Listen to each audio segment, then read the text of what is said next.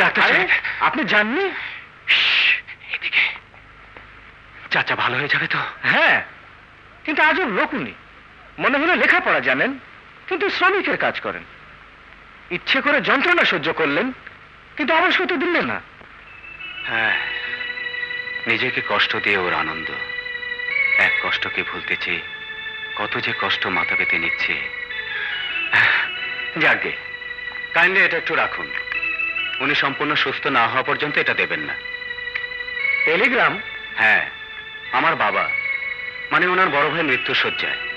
খবর পেলে আটকাতে পারবেন না, এই অবস্থাতেই ছুটবে। প্লিজ, উনি সম্পূর্ণ সুস্থ না হওয়া পর্যন্ত যেন খবর না পায়।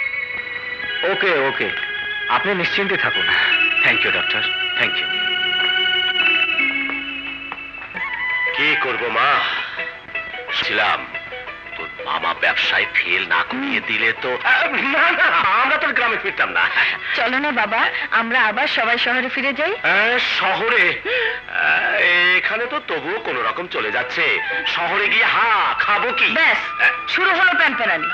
মেয়ে দুটো শহর থেকে এসেছে, কোথাও একটু বিশ্রাম করতে বলবে। এসো মা, তোমরা ঘরে এসো। ঠিক আছে। অসুস্থ মানুষ তোকে দেখলে খুব খুশি হবে। সেই ছোট গেছেন, আর তো দেখেননি। আমি একটু জুম্মাটা পড়ে আসি। আল্লাহ আল্লাহ আল্লাহ।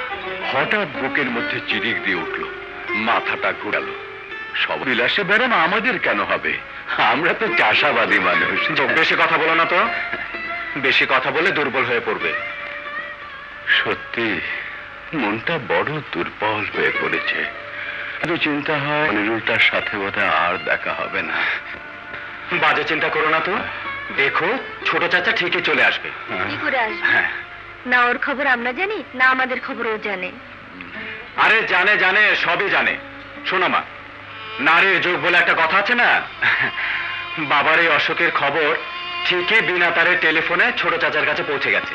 আচ্ছা আচ্ছা হয়েছে, যা হাত মুখ ধুয়ে নে। এত পথ এসেছিস, তারপর আবার বাসে কি সব মারপিট করেছিস। যাও। ও কিছু না মা, চোরের 10 দিন হলো, সেটাই বেটাদের বুঝিয়ে দিলাম। হ্যাঁ, ছেলে তোমার বীর পুরুষ হচ্ছে। সব মানুষ যদি ভয় পেতে থাকে তাহলে অমানুষদের সাহস বেড়েবে। আজকাল সাহসী মানুষ খুব দরকার। সাহস? সাহসটা আমার বুকে কম আছে? আমার এই বুক ভরসা। কি হলো, নিজের বুকে নিজেই থাপ্পড় খেয়ে বসে বললি? হ্যাঁ, বসে পড়ে তো কোনো লাভ হলো না গুরু। আশেপাশে একটা লেডিস সিটও খালি নেই, থাকলে আর মারো মারো মারো। তোমার হাতে থাপ্পড় খেয়ে যদি আমার এই কিসমতটা খুলে যায়, তাহলে এমন ভাবে মারো গুরু যেন যেন কোনো সুন্দরী লেডিসের কোলে গিয়ে হুমড়ি খেয়ে পড়ি।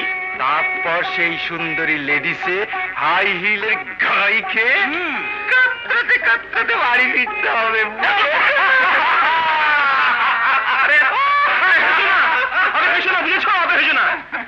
আরে হাই হিল তো ভালো, দিতে দিতে সবকিছু দেওয়ার অভ্যাস হয়।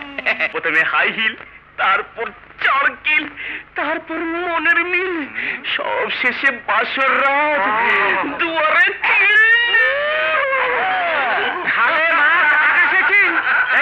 চল চল, এখনো বহু দূরে খাল। আমি বলি কি গুরু, খালে মাছ না ধরতে যে তোমার সেই ডাঙার চকচকে ইলিশে খুঁজে গেলে হতো না? যেতাম আর বলতাম, ইলিশ ওরে ইলিশ, আমার গুরুর বড়শি খপ করে গিলি।